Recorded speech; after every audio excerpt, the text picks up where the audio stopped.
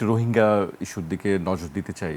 প্রায় ১ দশক হতে চলছে। ২০১৭ সালের পর থেকে এই পর্যন্ত লক্ষ, লক্ষ রোহিঙ্গা বাংলাদেশে অবস্থান করছে, আশ্রয় নিয়েছে।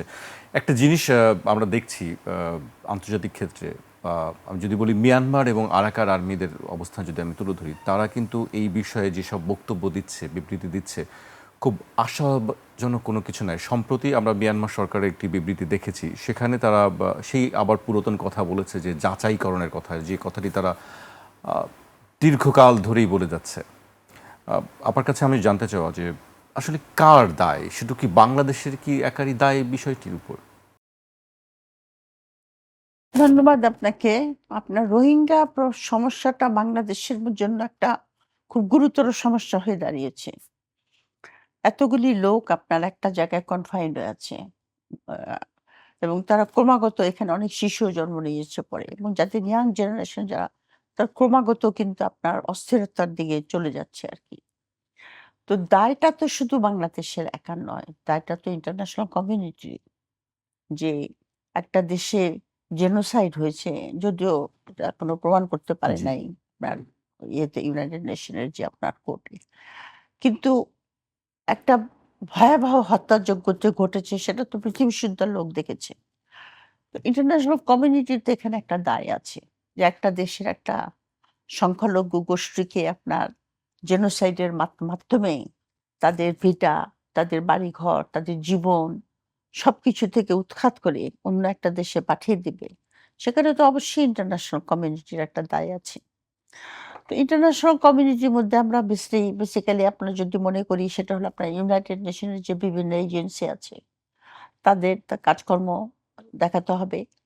আর আছে আপনার বৃহৎ শক্তি, পশ্চিমা শক্তি, চীন আছে, ভারত আছে, যারা পরশক্তি, জি। যারা আপনার আন্তর্জাতিক ক্ষেত্রে যেকোনো সমস্যা হলে ভূমিকা রাখে। আ তারাও এটার মধ্যে আপনার ইনপুট দেওয়া প্রয়োজন। কিন্তু আমি মনে করি যে বাংলাদেশের কূটনৈতিক যে অবস্থান, এরা আসার পর থেকে সত্যি কথা বলতে কি, এরা তো আজকে আসছেনি। এরা তো ১ম এ এসেছে 1978 এ।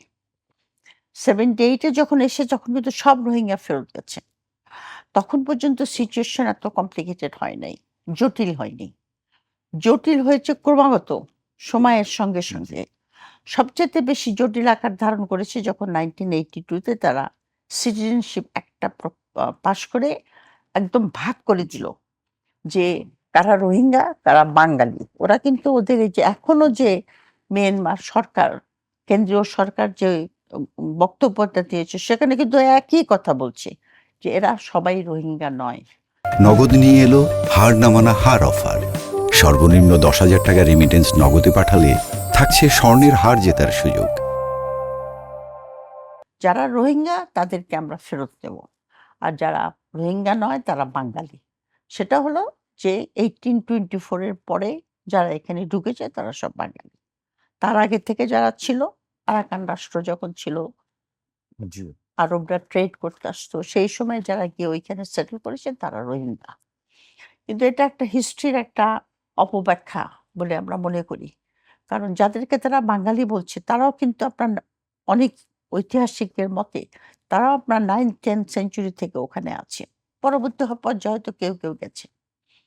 কিন্তু তাদের এই যে অবস্থানটা তারা নিয়েছে, এই অবস্থানটার জন্য আপনি সব রোহিঙ্গাকে পাঠাতে পারবেন না। আর রিসেন্টলি যে বাংলাদেশ ৮ লক্ষ রোহিঙ্গার একটা লিস্ট পাঠিয়েছিল, সেখান থেকে তারা বলেছে আমরা ৪ লক্ষকে ভেরিফাই করেছি। তার মধ্যে ৩ লক্ষ রোহিঙ্গা, মানে ৮ লক্ষর মধ্যে ৩ লক্ষ জি। রোহিঙ্গা, তাদেরকে আমরা ফেরত নেব। তাও আবার যদি ওইখানকার অবস্থা অনুকূলে থাকে, মানে কন্ডিশনাল। তো সেই ক্ষেত্রে আর টু মেক দ্য ম্যাটার ওয়ার্স যেটা হয়েছে সেটা হলো আরাকান আর্মির উত্থানে। আরাকান আর্মি এখন রাখাইন স্টেট পুরোপুরি দখল করে নিয়েছে ৩ টা শহর জি। বাদে। যে ৩ টা শহরে হেভিলি চাইনিজ ইনভেস্টমেন্ট আছে। এবং আপনার তারা তাদের সঙ্গেও এখন বাংলাদেশের নেগোশিয়েট করতে হবে। কিন্তু যেহেতু আরাকান আর্মি একটা নন স্টেট অ্যাক্টর, তাদের সঙ্গে নেগোশিয়েট করতে হলে আমাদের কি করতে হবে? What should be the modus vivendi, মানে কোন পথে অগ্রসর হয়ে আমরা তাদের সঙ্গে নেগোশিয়েট করতে পারবো? তো এখানে আমি যেটা বলতে চাচ্ছি সেটা হলো যে জিনিসটা খুবই জটিল। আমাদের বাংলাদেশের পক্ষ থেকে এটাকে নিয়ে সেরকম সিরিয়াস ভাবে কোনো রকম স্ট্র্যাটেজি নেওয়া হয়নি। রিসেন্টলি একটা কমিটি ফর্ম হয়েছে, আপনি জানেন হয়তো, জি। Headed by the prime minister himself. সেখানে আপনার আর্মির সমস্ত গুরুত্বপূর্ণ জেনারেলরা আছেন। ডিজিএফআই হলো এটার সদস্য সচিব। তারা আপনার বিভিন্ন স্টেক হোল্ডার সঙ্গে বাংলাদেশের যারা আপনার এটা নিয়ে চিন্তা ভাবনা করে তাদের সঙ্গে আলাপ আলোচনা করছে আর কি, করে তারা ন্যাশনাল স্ট্র্যাটেজি ঠিক করবে, হাউ টু রিপ্যাট্রিয়েট দেম। মানে এতদিনও তাহলে কোনো ন্যাশনাল স্ট্র্যাটেজি তৈরি করা হয় নাই। এই যে জি। ২০১৭ সাল থেকে যে ঘটনা ঘটেছে, ২ বার রোহিঙ্গারা এসেছে। 78 এ একবার এসেছে, 92 তে একবার এসেছে। 92 র সময় কিন্তু ফেরত পাঠানো গেছিল। কিন্তু ওই বায়ল্যাটারাল এগ্রিমেন্ট করে চীনের মধ্যস্থতায়। কিন্তু এটা কাজ করে নাই। কয়েকজন রোহিঙ্গা যাওয়া মাত্রই এমন আপনার এটার অবস্থা প্রতিকূল অবস্থায় চলে গেছে যে রিপ্যাট্রিয়েশনটা বন্ধ হয়ে গেছে। তো রোহিঙ্গারা যতদিন আমাদের দেশে এখানে থাকবে, ক্রমান্বয়ে আপনার এরা বাংলাদেশের নিরাপত্তার জন্য বিশাল হুমকি হয়ে দাঁড়াবে। প্রথমত হলো আপনার ড্রাগ সাপ্লাই যেটা আসে সেটা। তার মধ্যে রোহিঙ্গারা আরাকান আর্মির উত্থানের পরেই রোহিঙ্গারা আপনার মনে করছে যে তাদের পিঠ দেওয়ালে ঠেকে গেছে। কোনো নেগোসিয়েশন মাধ্যমে আমরা জি। যেতে পারবো না। সুতরাং তাদের মধ্যে র্যাডিকালিজম এবং ভারত অবশ্যই বলবে যেটা সব মৌলবাদী জেহাদিস গ্রুপ। জেহাদিস্ট আর নো জেহাদিস্ট, যখনই কোনো এক্সট্রিমিস্ট গ্রুপ আপনার আবার জি। আসে তখন সেটা আপনার একটা থ্রেট হয়ে দাঁড়ায় যে দেশে তারা বাস করে। সুতরাং বাংলাদেশের জন্য এটা অত্যন্ত জরুরি যে আমরা রিপ্যাট্রিয়েশনটা স্মুথলি করতে পারি কিনা।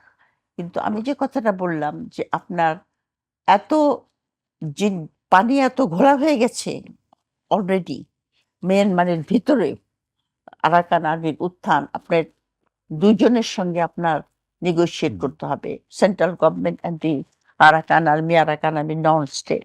তার সঙ্গে নেগোশিয়েশন আপনি কি করে করবেন সেটাও চিন্তা ভাবনা করতে হবে। আপনি বৃহৎ শক্তি যারা আছে, চীন, ভারত, আমেরিকা, তাদের সঙ্গে কি ধরনের এনগেজমেন্ট হওয়া দরকার? বিকজ বিশেষত চীন এবং ভারত তাদের ওখানে ইকোনমিক ইন্টারেস্ট আছে। তারপরে আপনার আসিয়ান কান্ট্রি যেখানে আপনার অনেক রোহিঙ্গা চলে গেছে, থাইল্যান্ডে বিশেষ করে। ইন্দোনেশিয়াও গেছে। আসিয়ান কান্ট্রির সঙ্গে আমাদের সেরকম কোনো রকম এনগেজমেন্ট নাই। আ অনেকে বলে যে আসিয়ানরা কোনো রকম সাকসেসফুল ভাবে এদের উপরে চাপ দিতে পারবে না। কারণ আপনার ক্যাম্বোডিয়া, লাওসের মতো দেশ, তাদের সঙ্গে মিয়ানমারের আবার ইকোনমিক কোঅপারেশন আছে। তারা এটাকে খুব একটা সাপোর্ট দেবে না। যে সমস্ত দেশগুলি আপনার এফেক্টেড হয়েছে, থাইল্যান্ড, মালয়েশিয়া, ইন্দোনেশিয়া, জি। তারা ইম্পোর্টেন্ট মেম্বার অফ আসিয়ান। কিছুটা ডিপ্লোম্যাটিক চাপ তারা দিতে পারে। কিন্তু আসল মূল কাঠিটা আপনার থাকতে হবে বাংলাদেশের হাতে। এখন বাংলাদেশ এটা কি করে করবে সেটাই হলো আপনার ন্যাশনাল স্ট্র্যাটেজি। এটা ডিপ্লোম্যাটিক প্লাস আপনার আমি মনে করি ২ ভাবে। একটা হলো যে আপনার চীনকে আমরা কিভাবে এই আমাদের সমস্যাটা সলিউশনের ব্যাপারে চীনকে আমরা কিভাবে অন বোর্ড যেটাকে বলে আমরা এটা কিভাবে তাদেরকে আমাদের এটাতে শামিল করতে পারি। এটা একটা আ বিশাল ব্যাপার। কারণ আপনার চীনের যথেষ্ট প্রভাব আছে। ওই এম আ আমেরি এ আ মিয়ানমারের যে কেন্দ্রীয় সরকার, মিলিটারি এবং আরাকান ২ জনের উপরই কিন্তু তাদের প্রভাব আছে। এবং চীনের একটা যেটা ইকোনমিক করিডোর সেটা ওই রাখাইন অঞ্চল দিয়ে গেছে যেখানে জি। মিয়ানমারের রোহিঙ্গারা থাকে। ইন্ডিয়ারও তাই, ইন্ডিয়ার ওই মাল্টিমোডাল প্রজেক্টটা ওই এলাকা দিয়ে গেছে। এখন কথা হলো যে চীন আপনার কেন করবে এটা? আপনার গিভ অ্যান্ড টেক বলে তো একটা কথা আছে। আমার হুম। ইন্টারেস্ট কি হচ্ছে? তো একটা উপায় হতে পারে, আমি জানি না এটা কতদূর ফিজিবল হবে। সেটা হলো যে যদি আমরা এই করিডোরটাকে, মিয়ানমার করিডোরটাকে আমরা অপারেটিভ করতে ফেলতে পারি। বাট যেভাবে প্রস্তাব দিয়েছে সেভাবে নয়। যেটা সিটওয়ে হয়ে আসবে জি। কক্সবাজারে, সরাসরি ম্যান্ডেলির থেকে কক্সবাজারে আসবে। কিন্তু এখানে আমেরিকার একটা বিশাল ভূমিকা থাকবে। কারণ আমেরিকা এখন বঙ্গোপসাগর নিয়ে নানা রকম মহা পরিকল্পনা করছে, কূটনীতি আছে। অনেক আপনাদের অতিথি আসতেছে আমাদের আমেরিকা থেকে বারবার। সুতরাং বঙ্গোপসাগরের ঘিরে তাদের একটা পরিকল্পনা আছে বলে মনে হয় আমার। তো তাদেরকে কনভিন্স করা কতদূর যাবে আমি জানি না যে এইটা শুধু একটা কমার্শিয়াল রাস্তা, ট্রেড, ইনভেস্টমেন্ট, কানেক্টিভিটি, তোমার সিকিউরিটি এখানে সেভাবে ব্যাহত হবে না। এটা একটা বিশাল ব্যাপার। জি, সেটা একটা আছে। আর দ্বিতীয়ত আরাকান আর্মির সঙ্গে যেটা করতে হবে আমার মনে হয় সেটা হলো ক্যারট অ্যান্ড স্টিক পলিসি। ১ম নাম্বার 1 হলো স্টিক। স্টিকটা হলো যে আরাকান আর্মি কিন্তু হিউজ টাকা ইনকাম করে এই ড্রাগের থ্রুতে। ওইটাকে বন্ধ করা যায় কিনা? ওটাকে বন্ধ করলে পরে শুধু যে তাদের উপর একটা প্রভাব পড়বে অর্থনৈতিকভাবে, আমাদেরও যথেষ্ট উপকার হবে। কারণ ড্রাগ আমাদের দেশকে শেষ করে ফেলতেছে। কিন্তু বর্ডার এখন আরাকান আর্মির উত্থানের পরে প্রায় ২৭১ কিলোমিটার বর্ডার এখন কিন্তু আমাদের আরাকানের সঙ্গে, এই নট উইথ জি, মিয়ানমার। তো সেখানে তাদেরকে দেশের ভিতরে যারা ড্রাগের সঙ্গে ইনভলভ সেখানে একটা আপনার ব্যবস্থা গ্রহণ করা। আরেকটা হলো যে আপনার যেটা স্টিকের কথা বলছি আমি সেটা হলো যে এটা আমাদের একসময় কিন্তু ছিল খালেদা জিয়ার সময় এবং তার পরবর্তী পর্যায়ে যে ওখানে যে আরসা এবং আরএসও যে গ্রুপগুলি আছে তাদেরকে অ্যাক্টিভেট করা। কারণ রোহিঙ্গারা কিন্তু যারা মিয়ানমারে আছে তাদেরকে কিন্তু ফোর্সফুলি হোক আর যেভাবেই হোক আপনার মিয়ানমার আর্মি কিন্তু তাদেরকে রিক্রুট করে আরাকানের বিরুদ্ধে যুদ্ধ করাচ্ছে। সুতরাং আরাকানরা সে ব্যাপারে রোহিঙ্গাদের উপরে খাপ্পা আছে। এখান থেকে একটা প্রেশার তাদেরকে দিতে হবে। আর আর ক্যারটের কথা যেটা আমি বলেছি যে মিয়ানমারের সঙ্গে আমাদের কিন্তু একটা ট্রেড, জি, ইনফরমাল আচ্ছা, ট্রেড ছিল, বর্ডার ট্রেড। সেটা বন্ধ হয়ে গেছে বহুদিন ধরে। তো সেটা কিন্তু আরাকান আর্মি কিন্তু সেই রুটটা ব্যবহার করে। তারা বর্ডার ক্রস করে এসে খাদ্য সামগ্রী, জি, ওষুধ এ সমস্ত নিয়ে যায়। ওইটাকে আরেকটু অ্যাক্টিভেট করে মানে ভয় দেখানো এবং কিছুটা লোভ দেখানো। এটার ভিতর দিয়ে আরাকান আর্মিকে যদি কিছুটা অন্তত হলেও নমনীয় করা যায়। বাট যেটা আমি বললাম যে এটা খুবই একটা জটিল সমস্যা। খুবই একটা জটিল সমস্যা। খুবই জটিল সমস্যা। এখানে ডিপ্লোমেসি কাজ করতে হবে। আমাদের নিজেদেরও আপনার যে আমাদের কূটনীতি, ফরেন মিনিস্ট্রির ইনভলভ ধরেন একটা হাই পাওয়ার্ড কমিটি গঠন করলো, যারা আপনার অবজার্ভ করবে। আমাদের তো সেরকম কোনো ভিতরের খবর তো আমরা পাচ্ছি না। আমাদের কিন্তু যোগাযোগ করতে হবে। আ চীনের যারা আ আপনার জি, মানে আছে, সিভিল সোসাইটি আছে, তারা কি চিন্তা করছে? দেখুন গ্লোবাল টাইমসে অনেক আর্টিকেল বেরোয় রোহিঙ্গা নিয়ে। তাদের সঙ্গে জি, যোগাযোগ করা। স আ আ আসিয়ান কান্ট্রি গুলির সঙ্গে যোগাযোগ করা। যে রিজিওনাল ডিপ্লোমেসি এটা দরকার হবে। প্লাস নিজেদের নিজস্ব কিছু আপনার স্ট্র্যাটেজি নিতে হবে। তাহলে যদি এরা ফেরত যায়।